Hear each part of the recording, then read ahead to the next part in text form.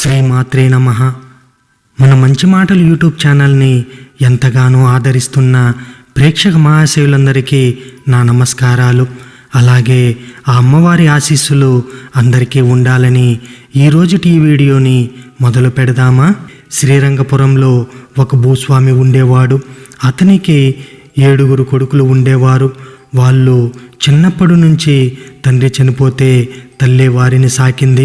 వాళ్ళు పెద్దయ్యేదాకా ఆవిడే పొలం పనులు చూసుకుంటూ ఉండేది. ఆ విధంగా పని వాళ్ళ సహాయంతో ఆవిడే పొలం పనులన్నీ కూడా జాగ్రత్తగా చూసుకుంటూ వచ్చేది. వాళ్ళు పెరిగి పెద్దయ్యాక తల్లికి విశ్రాంతినిచ్చి వాళ్ళు ఆ పనిని చూసుకుంటూ ఉండేవారు. 7 తల్లి అంటే ఎంతో అమితమైనటువంటి ప్రేమ, భక్తి. అలాగే తల్లికి కూడా వారి పిల్లలంటే అందరూ ఇష్టమే. కానీ ఆఖరి కొడుకు తప్ప అందరంటే పలగమాలినటువంటి ప్రేమ. ఆమెకి ఎక్కడున్నా తల్లికి అసలు ఆఖరి పిల్లవాడి మీద ఎక్కువగా ప్రేమ ఉంటుంది. అయితే ఈమెకి ఎందుకో గాని అతనంటే అభిమానం లేదు. పాపం శ్రీకరుడికి అదేమీ తెలియదు. అన్నలందరూ కూడా పొలం పని చేస్తే అతను మాత్రం పాటలు పాడుతూ ఊర్లో గాలికి తిరుగుతూ ఎవరికి ఏ సహాయం కావాలంటే అది చేస్తూ ఉండేవాడు. ఆ విధంగా అతనికి దైవభక్తి కూడా ఎక్కువగా ఉండేది. అందుకే దైవ భజనలు చేస్తూ ఉండేవాడు.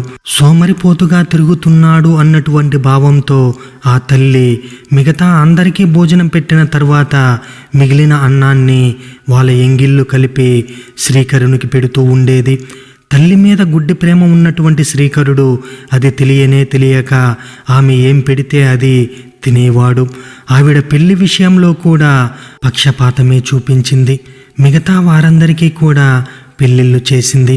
కానీ ఇతనికి మాత్రం పెళ్లి చేయలేదు. వాళ్లకు పిల్లలు కూడా పుట్టారు. అలా ఉండగా ఒకనాడు శ్రీకరుడు ఉజ్జయిని నగరానికి చేరుకుంటాడు. అక్కడ సంతోషి మాత యొక్క పెద్ద గుడి కనిపిస్తుంది. అక్కడ ప్రతి ఏటా ఉత్సవాలు జరుగుతూ ఉంటాయి. శ్రీకరుడు ఆ ఉత్సవంలో పాల్గొనడానికి వెళతాడు. అక్కడ భక్తి పారవస్యంతో పాటలు పాడుతూ వచ్చిన వాళ్ళందరూ కూడా ఆ పాటలు విని అతన్ని మెచ్చుకొని వెళతారు. అందులో సత్యవతి అనేటటువంటి ఒక అందగత్తె చాలాసేపు అక్కడే కూర్చుని అతని పాటలు వింటూ ఉంటుంది. ఆమె బయటకు వచ్చేసరికి చీకటి పడుతుంది. 2 రౌడీలు ఆమె వెంట పడతారు. ఆమె రక్షించండి అంటూ అరిచినటువంటి అరుపులు విని శ్రీకరుడు వచ్చి ఆమెను కాపాడి ఆమెను ఇంటి దగ్గరకు జాగ్రత్తగా దింపుతాడు. సత్యవతికి తొలిచూపులోనే శ్రీకరుడు అంటే ఎంతో ప్రేమ ఏర్పడింది. అతను మరలా కనిపిస్తాడో లేదో అని ఆమె బెంగపడుతూ ఉండగా ఒకనాడు శ్రీకరుడు వాళ్ళ ఇంటి ముందు నుంచే వెళుతూ ఉంటాడు. ఆమె తన అమ్మా నాన్నలను పిలిచి ఇతనే తనను రక్షించాడని, ఇతన్నే నేను పెళ్లి చేసుకుంటాను అని వారికి చెబుతుంది. అందుకు వాళ్ళు కూడా అంగీకరించి వాళ్ళిద్దరికీ పెళ్లి చేస్తారు. ఆ విధంగా ఆ కొత్త దంపతులు ఒకనాడు శ్రీరంగపురానికి తిరిగి వస్తారు. అయితే శ్రీకరుని భార్య ఎంతో అందంగా ఉండి సుగుణాల రాశి అయినప్పటికీ కూడా తల్లి ప్రవర్తనలో మాత్రం ఎలాంటి మార్పు రాలేదు. ఈ విధంగా కొడుకునే చిన్న చూపు చూసేటటువంటి ఆ తల్లి అతని భార్యను మాత్రం ఎందుకు నెత్తిన పెట్టుకుంటుంది?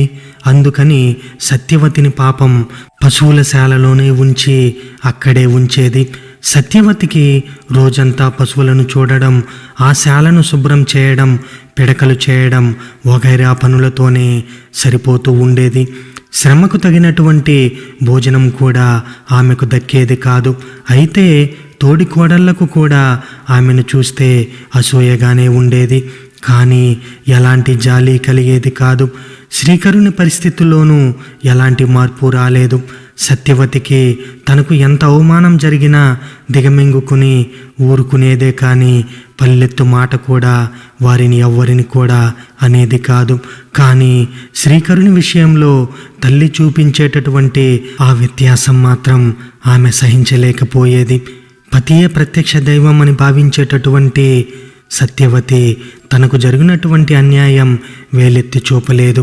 కానీ భర్తకు జరుగుతున్నది మాత్రం అతని దృష్టిలోకి తీసుకువెళ్ళాలని అనుకుంటుంది. అదేవిధంగా అతనికి తెలియజేస్తుంది. తల్లి మీద అమితమైనటువంటి గౌరవం ఉన్నటువంటి ఆ శ్రీకరుడు ఆమె చెప్పిన మాటలను నమ్మడు. అప్పుడు సత్యవతి ఇలా అంటుంది, అవునా, మీ మీద మీ అమ్మగారికి అంత ప్రేమ ఉంటే మీకు అందరితో పాటు ఎందుకు భోజనం పెట్టడం లేదు? వాళ్ళు తిన్న తర్వాతే ఎందుకు పెట్టాలి అని ఒక సూక్ష్మమైనటువంటి ప్రశ్న వేస్తుంది. కావాలంటే మీరే పరీక్షించండి, చూసుకోండి అంటూ నమ్మకంగా చెబుతుంది. ఇది జరిగినటువంటి కొన్నాళ్లకు ఒక పండుగ వస్తుంది. శ్రీకరుడు భార్య మాటలను పరిశీలించడానికి ఇదే అనువైనటువంటి సమయం అని అనుకుంటాడు. తనకు కడుపు నొప్పిగా ఉందని చెప్పి వంటింటికి ఎదురుగా ఉన్నటువంటి వసారాలో చాప వేసుకుని పడుకుంటాడు. సన్నని గుడ్డ ముసుగు వేసుకుని అందులో నుండి తల్లి చేసేటటువంటి చర్యలన్నీ గమనిస్తూ ఉంటాడు. ఇదేమీ తెలియనటువంటి తల్లి యథాప్రకారం చేసినటువంటి లడ్డూలు, మిగతా పిండి వంటలు తక్కినటువంటి 6 కొడుకులకు పెట్టి వారు తినగా మిగిలినటువంటి ఆ పదార్థాలను తీసుకువచ్చి శ్రీకరునికి పెడుతుంది. అప్పుడు అతను ఇలా అనుకుంటాడు, తను దైవంగా నమ్మినటువంటి తన తల్లి తనకు చేసేటటువంటి ఇంతటి మోసాన్ని సహించలేనటువంటి ఆ శ్రీకరునికి విపరీతమైన బాధ వేస్తుంది. నాకు ఆకలిగా లేదు, వద్దు పో అని అంటాడు చిరాగ్గా. ఆ తర్వాత కొన్ని నిమిషాలు అయ్యాక రేపు నేను వెళ్ళి కొన్నాళ్ళు ఊళ్ళు తిరిగి వస్తానని చెప్పి అప్పుడు కానీ తనకు శాంతి దొరకదని చెబుతాడు. తల్లికి చీమ కుట్టినట్టుగా కూడా లేదు. అందుకని ఇలా అంటుంది, అవునా, రేపటి దాకా ఎందుకు నాయనా, ఇదిగో ఇప్పుడే వెళ్ళిపో అని అంటుంది. శ్రీకరుడికి ఇంకా ఒక్క క్షణం కూడా అక్కడ ఉండబుద్ధి కాలేదు. వెంటనే పశువుల శాలలో పనిచేస్తున్నటువంటి తన భార్య దగ్గరకు వెళ్ళి ఆమె అన్నది నిజమేనని చెప్పి ఒప్పుకొని తన మనసు విరిగిపోయిందని, తన దేశాంతరం వెళ్ళి డబ్బును సంపాదించుకుని వస్తే తామిద్దరూ సుఖంగా ఉండవచ్చు అని చెప్పి అంతవరకు అత్తగారు పెట్టినటువంటి కష్టాలను ఓర్చుకోమని చెబుతాడు. ఆమెను ఎప్పటికీ మర్చిపోనని చెప్పి తన గుర్తుగా అతని దగ్గర ఉన్న ఉంగరం ఇస్తాడు. ఆమెను గుర్తుగా ఏమైనా ఇమ్మంటే ఆమె ఇలా అంటుంది, నాదా, నా దగ్గర ఏముంది చెప్పండి, పేడ పిసికేటటువంటి నా దగ్గర మీకు ఇవ్వడానికి ఏమీ లేదే.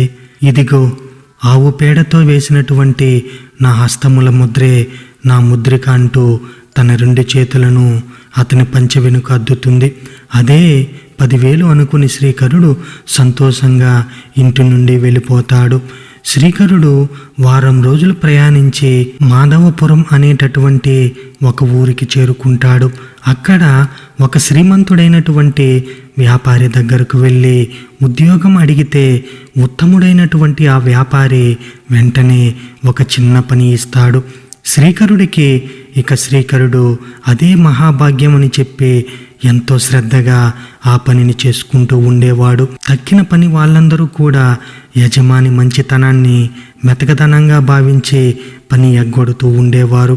కానీ శ్రీకరుడు మాత్రం మనసు పెట్టి మరీ పని చేస్తూ ఉండేవాడు. జమా ఖర్చులు, లావాదేవీలు చూసేవాడు.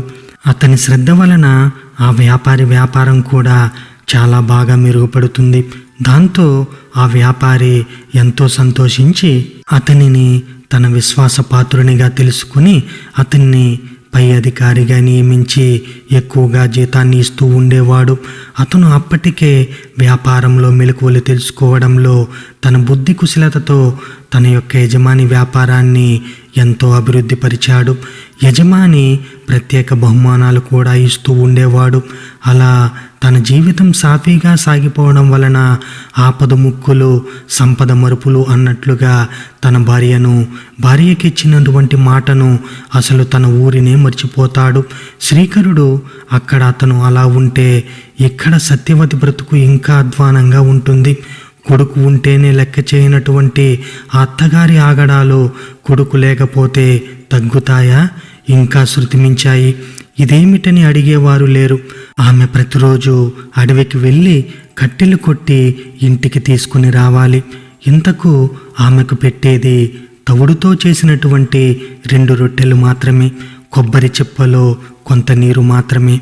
అత్తగారు తోడికోడళ్ళు ఎంత తిట్టినా తను నమ్ముకున్నటువంటి దైవం తన పతిదేవుడు తప్పకుండా తిరిగి వచ్చి తనను కాపాడుతాడు అని చెప్పి గుప్పెడంత ఆశతో ఓపికగా సహనంగా ఎదురు చూస్తూ ఉంటుంది. సత్యవతి పాపం ఆ సాధ్వీమణి ఆమె చిక్కి శల్యమైనా కూడా పట్టించుకునేటటువంటి నాథుడే లేకపోయాడు. ఇక నాథుడే మర్చిపోతే ఇక పాపం ఆమెను కాపాడేవారు ఎవరున్నారు?